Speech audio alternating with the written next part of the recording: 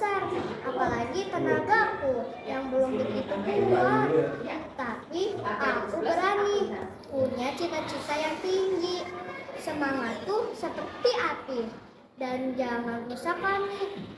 Ayah dan bundaku, bukannya ku tak mau, tapi aku punya pilihanku.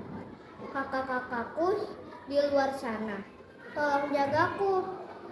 Aku tidak mau diperlakukan seperti itu. Wariskan bumi ini kepada kami dengan mimpi yang kami miliki. Puisi merupakan satu bentuk karya sastra yang berisi ungkapan hati, pikiran, dan perasaan penyair yang dituangkan dengan memanfaatkan segala daya bahasa, kreativitas, dan imajinasi pengarang dengan rangkaian bahasa yang indah serta mengandung irama juga makna. Selanjutnya ada ciri-ciri puisi secara umum. Yang pertama ada penggunaan diksi umumnya memiliki unsur yang indah dan berupa diksi kiasan. Yang kedua, penggunaan diksi lebih memerhatikan rima serta persajakan agar menghasilkan bunyi yang indah. Yang ketiga ada dalam penulisannya menggunakan bait-bait yang dimana di dalamnya terdiri dari beberapa baris. Yang keempat, pengungkapan alur, tokoh, dan sebagainya tidak begitu diperlihatkan. Yang terakhir ada penggunaan diksi majas cukup banyak. Ciri puisi modern. Setelah ciri-ciri puisi lama, maka pembahasan selanjutnya adalah ciri-ciri puisi modern. Yang pertama, gaya bahasa yang digunakan memiliki sifat yang dinamis, atau bisa dibilang tidak ada acuannya, sehingga berubah-ubah.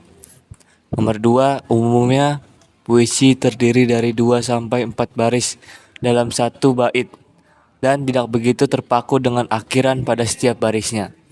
Nomor 3, biasanya isi dari puisi modern tentang keresahan yang ada di dalam diri penulis itu sendiri.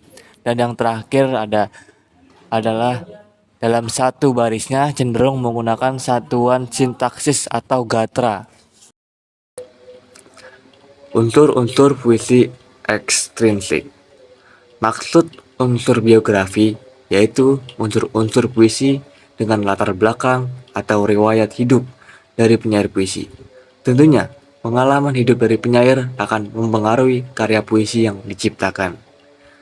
Selanjutnya juga ada unsur nilai. Dalam puisi selalu mengandung unsur-unsur puisi berupa nilai-nilai yang terkandung di dalamnya.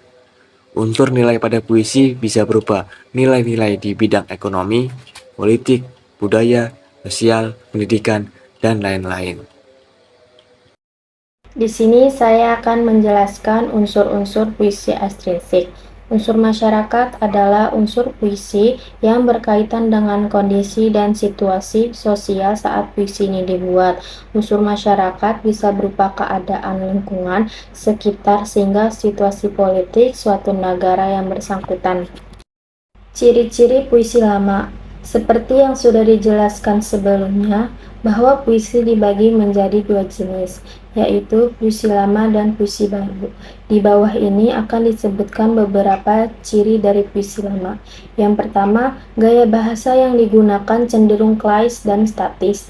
2. Umumnya berasal dari sastra lisan yang disampaikan dari individu yang satu ke individu lainnya. Yang ketiga, penulis puisi cenderung tidak diketahui atau biasa disebut dengan istilah anonim. Yang keempat, terpaku pada banyaknya rima, irama, baris, dan intonasi atau bunyi dari puisi itu sendiri. Unsur puisi. Pada dasarnya, unsur atau struktur puisi ini dibagi menjadi dua jenis, yaitu struktur batin dan struktur fisik puisi. Unsur batin. Struktur batin puisi dikatakan sebagai unsur pembentuk puisi. Struktur batin puisi masih dibagi menjadi 4, yaitu unsur batin puisi. Yang pertama, rasa. Struktur rasa ini dapat diartikan sebagai sentuhan rasa yang berasal dari penulis. Biasanya, penulis puisi atau penyair akan menulis sebuah puisi karena latar belakang serta keresahan dari penulis itu sendiri. Akan tetapi, ada juga penulis puisi yang menulis berdasarkan permasalahan yang sedang terjadi. Yang kedua, tema. Tema pada puisi ini biasanya akan menentukan hasil dari puisi itu sendiri. Oleh sebab itu, terkadang ada beberapa penulis puisi yang lebih menyukai untuk menentukan tema dalam membuat puisi. Yang ketiga, nada. Nada pada puisi dapat diartikan sebagai bunyi dari puisi yang dibuat oleh penulis atau penyair. Nada yang digunakan bisa nada tinggi, nada rendah, dan lain-lainnya. Yang keempat, amanat. Amanat merupakan sebuah pesan yang berisi tentang kehidupan yang diberikan oleh penulis kepada pembaca. Amanat ini ada yang dapat dijelaskan secara langsung dan ada juga yang dijelaskan dengan menggunakan makna-makna tersirat. Unsur puisi intrinsik atau fisik. Struktur fisik puisi merupakan unsur fisik puisi, sehingga biasanya di dalam puisi akan terdapat unsur fisik puisi.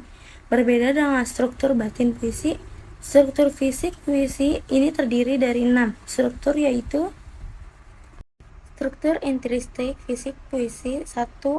Gaya bahasa. Puisi yang sering kita baca ini biasanya akan ada berbagai macam gaya bahasa. Dalam satu buah puisi, dengan adanya gaya bahasa, maka akan memunculkan makna konotasi sehingga membuat pembaca puisi tersentuh perasaannya. Yang kedua, diksi.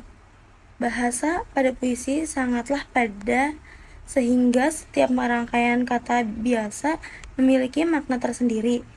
Susunan kata pada puisi itu sendiri sering dikenal dengan istilah diksi. Pemilihan diksi harusnya memperhatikan kata-kata lainnya agar menghasilkan estetika bagi puisi itu sendiri. Yang ketiga, tipografi.